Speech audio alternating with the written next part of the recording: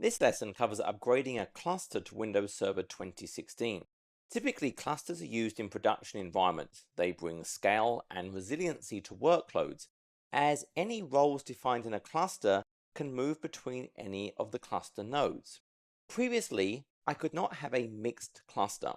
I could not have a Windows Server 2012 box in the same cluster as a Windows Server 2012 R2 box. That meant to perform a cluster upgrade, I would actually have to create a brand new cluster running the target operating system and then perform cluster migrations of workloads between my old and my new cluster. This has changed with Windows Server 2016. I can now have a mixed mode cluster containing both Windows Server 2012 R2 and Windows Server 2016 hosts.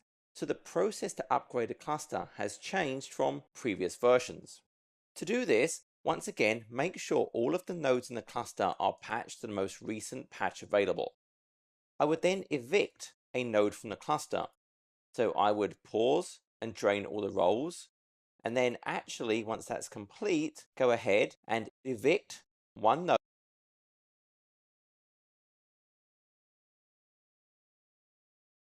from the cluster. I would reinstall it with Windows Server 2016 and then add it back into this existing cluster. I would then do the next node, the same process.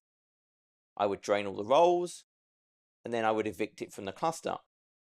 This node would then be reinstalled with Windows Server 2016 and added back into this cluster. And I would repeat on all of the nodes there until eventually every single node in the cluster would be running Windows Server 2016. Currently, the cluster is running in a mixed mode level. It's pretending it is a Windows Server 2012 R2 cluster, so it's hiding all of the new 2016 functionality.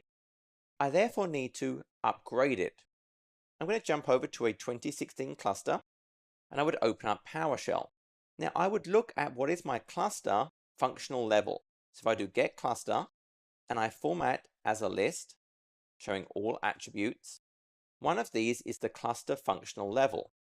So here I can see my cluster functional level is 9, which is what I want.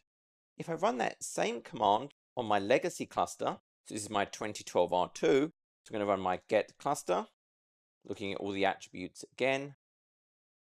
And you'll notice I don't actually even have a cluster functional level. This concept did not exist in 2012 R2. So I've upgraded all the nodes. I need to change that functional level. So I would run the update cluster functional level commandlet. I have to be in an elevated PowerShell window to run these commands. And that's now done.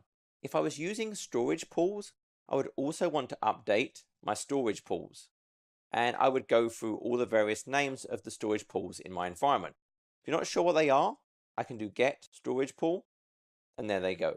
I don't actually have any on this cluster that I'm using.